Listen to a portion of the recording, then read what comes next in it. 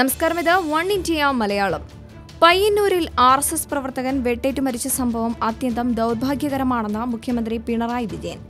ഇത് ഒറ്റപ്പെട്ട സംഭവമാണെന്നും കണ്ണൂരിലെ സമാധാന പ്രശ്നങ്ങൾക്ക് ഇതൊന്നും തടസ്സമാകില്ലെന്നും അദ്ദേഹം അഭിപ്രായപ്പെട്ടു.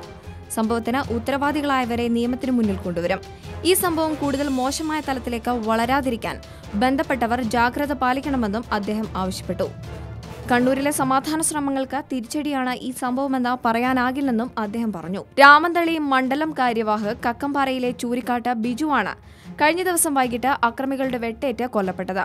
പെയിന്റിംഗ് തൊഴിലാളിയായ ബിജു ജോലി കഴിഞ്ഞ് പഴയങ്ങാടി ഭാഗത്തുനിന്ന് ബൈക്കിൽ വരുമ്പോൾ കാറിൽ പിന്തുടർന്നെത്തിയ സംഘം പാലക്കോട് പാലം കഴിഞ്ഞ് ആളൊഴിഞ്ഞ സ്ഥലത്ത് വെച്ച് വെട്ടിവീഴ്ത്തുകയായിരുന്നു. കഴുത്തിൽ സാരമായി പരിക്കേറ്റ ബിജു സംഭവ സ്ഥലത്ത് വെച്ച് തന്നെ മരിച്ചു.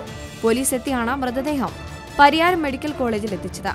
സംഭവവുമായി ബന്ധപ്പെട്ട് കണ്ടാലറിയാവുന്ന 7 CPM പ്രവർത്തകർക്കെതിരെ പോലീസ് കേസെടുത്തിട്ടുണ്ട്. അതേസമയം RSS പ്രവർത്തകന്റെ കൊലപാതകത്തിൽ പ്രതിഷേധിച്ച് കണ്ണൂർ ജില്ലയിൽ BJP പ്രഖ്യാപിച്ച ഹർത്താൽ തുടരുകയാണ്. കണ്ണൂർ ജില്ലയിൽ രാഷ്ട്രീയ കൊലപാതകങ്ങൾ വർദ്ധിച്ച സാഹചര്യത്തിൽ ഫെബ്രുവരി 14-ന് കണ്ണൂരിൽ മുഖ്യമന്ത്രി പിണറായി വിജയന്റെ നേതൃത്വത്തിൽ സർവകക്ഷി സമാധാന യോഗം ചേർന്നിരുന്നു. സംഘർഷരഹിത ജില്ലയായി കണ്ണൂരിനെ മാറ്റാനും സമാധാനത്തിനായി നേതൃത്വങ്ങൾ ഉണ്ടാക്കുന്ന ഉടമ്പടികൾ താഴെത്തട്ടിലെത്തിക്കാനുമായിരുന്നു യോഗ തീരുമാനം. ഈ യോഗത്തിനു ശേഷമുള്ള കണ്ണൂരിലെ ആദ്യ രാഷ്ട്രീയ കൊലപാതകമാണ് കഴിഞ്ഞ ദിവസം നടന്നത്.